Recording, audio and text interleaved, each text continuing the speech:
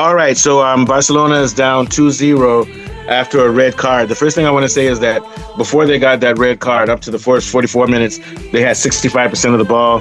Their high line was working. They were Atletico Madrid was making no inroads. You know, the offside trap was perfected by Barcelona, and I think Lewandowski was playing right. Rashford and Yamal were finding spaces, and it was clear that they were on their way to breaking down Atletico's vaunted defense and scoring a goal. But once that red card went out and Kubasi came out, Kubasi is a genius of being able to hold the line from a high level at the age of 18 years old. Once he went out, everything fell apart. We don't have to go into too many details.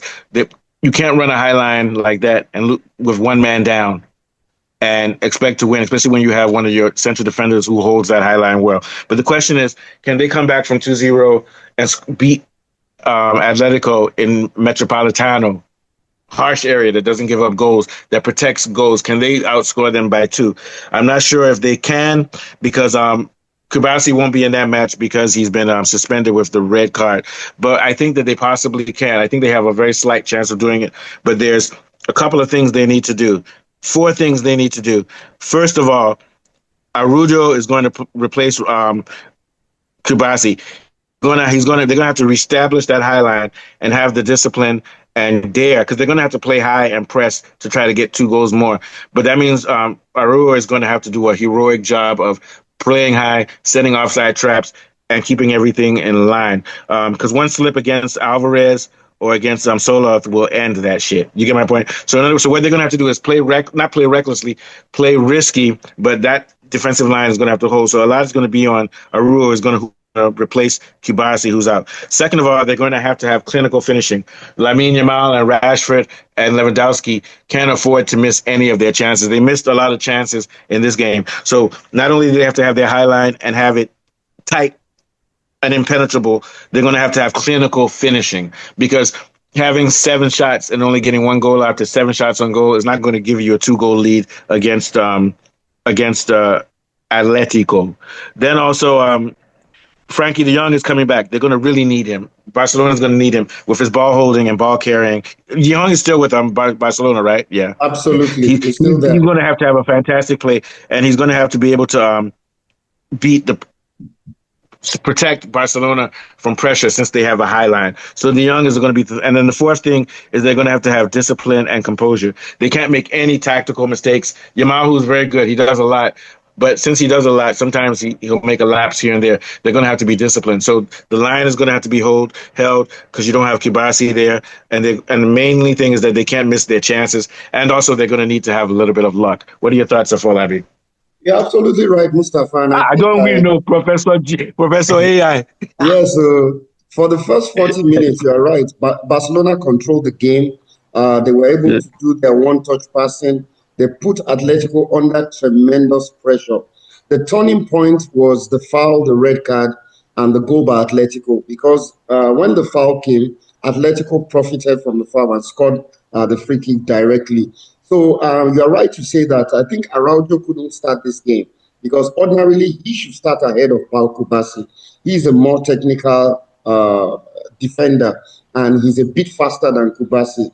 The same tactics that Atletico used during the match at the weekend, all over the top to Simeone, and it was the same Simeone too that scored on Saturday. They did it again today, but Kubasi, an ill-timed tackle resulted in a foul. He got a red card, and Atletico scored. From that point on, it was difficult playing a defensive high line with 10 men. But my problem with Barcelona is that before the 40th minute, they had so many gilt-edged opportunities. They're going to have to be more ruthless and more clinical. They have to take their chances. Once they score against Atletico away, Atletico becomes nervous because they don't want to throw away the lead they had in Barcelona. So they have to get an early goal to put pressure on the home side. So I feel they can overturn this. I have no doubt about that. But they have to be more clinical with their finishing. Will you sell your birthright? Will you put your birthright on it? Esau and Jacob, Daddy, where's my birthright? I sold it for Barcelona to win. I'm just joking. This is a match of biblical epic performance. So we'll keep our fingers crossed for these guys. Last thoughts and take us out, Afolabi. Yeah, it was a very interesting game. very, tactical. You knew what Atletico was coming to do, low mid block to stop Barcelona. You knew that Barcelona was going to play a high line, but I want them to be much more, there was a chance that Rashford missed. He placed it on the crossbar. They have to be more ruthless against this kind of team because they will get their chances, maybe one or two. But if you have that buffer of like one or two goals, then it's easier for you as a team playing a high line. It's easier for you as I see this game being 3-1. Yeah, Barcelona. 3-1. But you know what? Like if Rafinha was there, no doubt de Jong comes back, it's a plus for Barcelona because he's an elite level midfielder. They missed Rafinha, there's no doubt. They missed Rafinha. Frank de Jong is a CDM, right? Yes, he's a CDM. He might be the second best in football before he got injured. The guy after is Rodri. very good. He presses well. His press resistance. His culture. He can bring the ball out from the defense. And when Barcelona drop, he forms a third central defender. So and he's very experienced. He's one of the most experienced there. I think he's 29 or 30. So he brings that composure and maturity into the midfield. But he's sadly very error prone, just like Pedri. And that's the problem with most of these Barcelona midfielders. They're talented, they're gifted, but they're very, very... you know what it is? I feel like they're like Max Verstappen or Leclerc. They make errors because they play at the edge. They play at the edge. Exactly. That's just it. Same thing with Kubasi. Kubasi plays at the edge. And sometimes you get, by playing at the edge, sometimes you overdo it. Yeah. All right, so take us out. We'll be back to talk about these matches. There's no need to talk about PSG. PSG, Liverpool. Liverpool, you'll always walk home. You will always walk alone. You will always walk. I don't see any miracle happening there. I think we'll always lose that home. We'll always lose that home. That was our Liverpool show. That was it. You'll always lose a lot. Take us out. You always lose a lot. So it's been another brilliant football show. We'll be back again with some Champions League stories from Mustafa and myself. It's bye for now.